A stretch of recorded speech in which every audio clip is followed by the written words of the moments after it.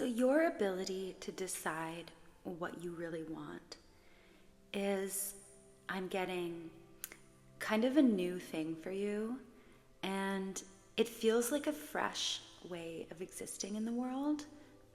I think in the past you have found it really difficult to trust yourself and to trust your instincts.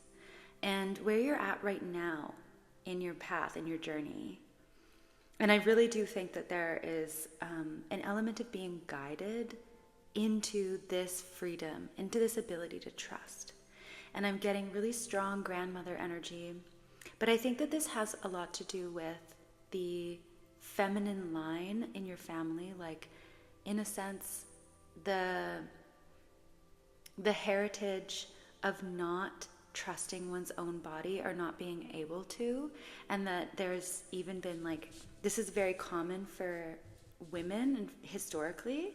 So this could be something that you have picked up on, or you've had to heal and deal with in your lifetime, is learning how to love the body, the physical body, for its wisdom, and to be able to read your intuition also through your body and to honor your body.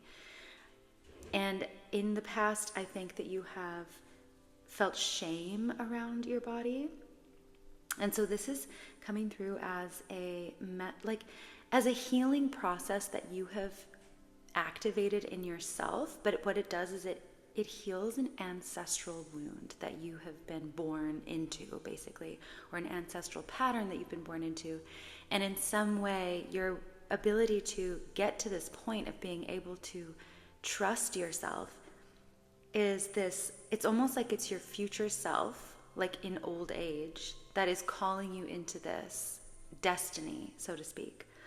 And at the same time, it's an ancestral healing, that you have help. You have, in a way, been supported on the other side by I'm getting like grandmother energy.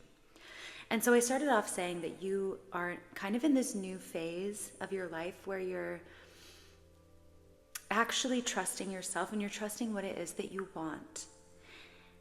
You've had mental blocks, or rather an inability to access your desire completely. And that is what is shifting. That is what's clearing. And part of the clearing process for you has been the ability to trust in surrender, first of all. So feeling safe enough to fall, so to speak. Because you know, like, you have developed a certain amount of self-trust, or maybe emotional capacity is a better way of putting that. Somatic capacity to know that if things don't go according to plan, that you will be okay, right? And this is like a very deep and profound sense of safety that you have now that you may not have had in the past. And like I said, this does feel grandmotherly. And I think in some ways it's like you are grandmothering yourself. You are holding yourself in that very soft and beautiful and understanding and unconditionally loving space. It's the outcome of you allowing yourself to have dreams that go beyond anything that you have ever experienced, and perhaps anything that anyone else in your family has ever experienced.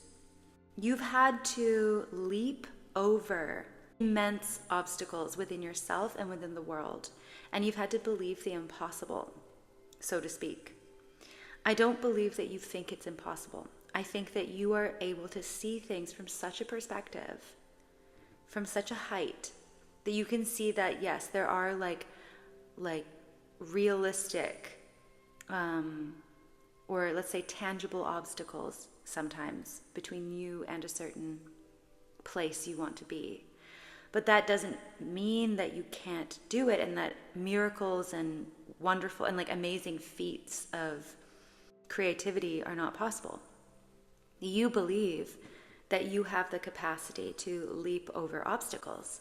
And that's part of this, that's been part of this process. I think that even when you have been unclear, you have held to that belief of knowing that, first of all, sometimes things aren't as they seem, and things might feel like they're falling apart, but really they're falling into place. But I also think that you know that something is on the other side of this. Something is on the other side. And your obstacles are more internal than they are external. Even though they may look external, the obstacles are really internal. Someone has walked away from you. Someone who you thought was... I don't know if you saw them clearly, because I'm getting a combination of lion and bull type, like animal imagery here. It's like you didn't know whether, and it might not be a person, this might be aspects of your life that you were relying on, let's say, that you felt supported by at a certain point. And this process is showing you that it's showing you a different direction, basically, or it's taking you in a different direction. And the difference is those previous supports or companionships are lodged in place, and they're stuck on a certain plane of existence. There's almost like they've reached an apex, like they've reached a frequency that they won't be able to transmute out of, perhaps ever, or perhaps just like for quite a while. But you exist in a frequency that's higher than that, meaning you're like vibrating at a lighter density. So that means it's almost like this person or these things or this previous existence or support systems were 3-dimensional. They're very 3D. And then you're like in the 4 or the 5D.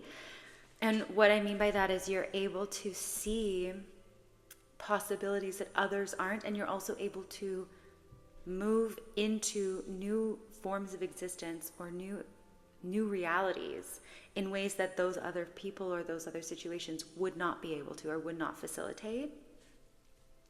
So that's why you have kind of sprung out of certain situations, because you actually are vibrating at a certain type of frequency that is like, it allows for that kind of thing. It allows for certain possibilities that those previous situations or circumstances would not have been able to provide. And yeah, so you're looking back. I think you're going through a process of evaluating what has happened, and maybe even looking back and wondering if that is something you still want. But the thing is your energy, it's like your soul has moved so far beyond that previous storyline or timeline that you can't really turn back. It's like I'm getting someone floating. You now float above this thing, and you can't really like ground again because you exist in a different ether, like you exist in a different realm.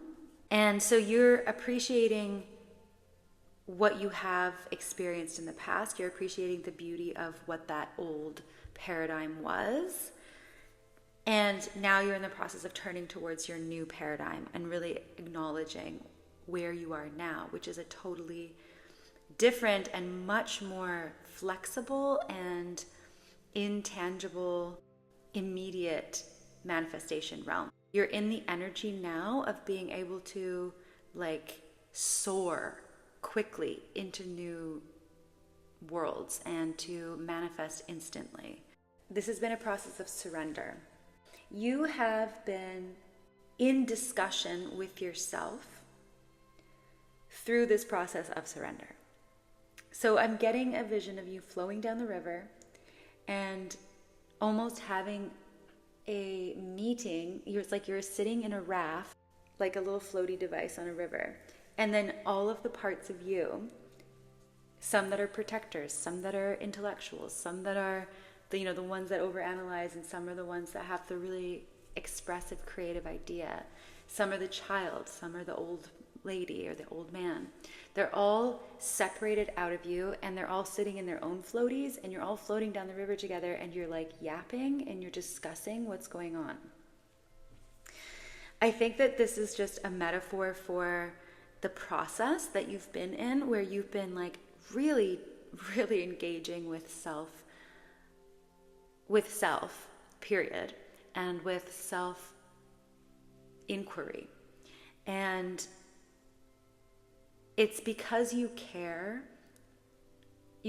deeply about yourself, you care deeply about the world and about your path. And you want your path to be not only free, not only about what you want, but you want it to be based in integrity. And you want it to really lead to actual healing and to actual safety. Because like I'm seeing here, there's a lot of like air and emotional and mental kind of energy here. And I think that that's what your priority is alignment. Your priority is truly alignment. And you know that if you are in alignment, truly, that everything that you need and want will come to you. And so that's why you've been in this process of self-inquiry. And also with looking at yourself and thinking about time. You really are thinking about not only the past and what has happened in the past, even in your deep past, and who you were at your core as a child, like your innocence, your purity that cannot be taken from you. But you're also thinking really far ahead, and you're imagining your life. You're even imagining yourself at, on your deathbed or near death, and thinking, what would really make me feel proud of my life? What would really make me feel like I have lived a life that is satisfying and is right for me? And that's how you've been making your decisions and how you've been having this conversation with yourself. And it has, like I said, it has changed your frequency completely. It's made your like I said, it has actually elevated you, lifted you out of a paradigm where you were too dense to actually go to the places that you are meant to go to, or fly to the places that you are meant to fly to, so to speak. And yeah, this has definitely been a very solo experience for you, and it's caused quite a bit of anxiety and quite a bit of mental pressure. I think because if you are moving out of one dense frequency into a different kind of like lighter, more expansive, more a frequency or a paradigm where there is kind of boundless potential, then you're going to have to shed quite a lot, and you're going to have to you will feel alone in that process to some degree. But what is happening now is it's the anxiety and the loss and the grief that you may have been feeling is really actually transforming into power and into success, because you've transmuted it into wisdom. And that has happened. You've transmuted it into wisdom because of your humility and because of your lightness of being, because you've been able to stay light and stay open to both your own different facets and your own shadow and light, but also in terms of like trusting the events that are happening around you and trusting how you're being guided. And even though things are feeling scary, you're staying light of heart and light of spirit throughout all of it, even if you can't see, even if you don't know what's going on or you don't know which direction that you're heading in. So that's the reading I have for you today. And I just realized that I had the echo on my microphone for that whole reading. So I hope you enjoyed that rather ridiculous sound experience. Maybe it felt like you were in a cave and we were having a conversation in the cave. I am really honored to be doing readings for those of you who are here and that are experiencing this energy. I know that where you're headed is somewhere really beautiful and meaningful. because you have been working from such a space of purity and sensitivity, what you are building and creating in this world is a safe place for others. It really is a safe place for yourself, for others. And it takes so much courage, but the courage is coming from, like I've said before, a lightness of spirit. This is a really beautiful reading, and so I hope to see you next time. If you are new here, welcome, and if you're returning, welcome back. The channel is new, so any kind of support or interaction is so helpful. If you're interested in working with me in any way, there will be information in the description box. And I'll see you next time. Bye.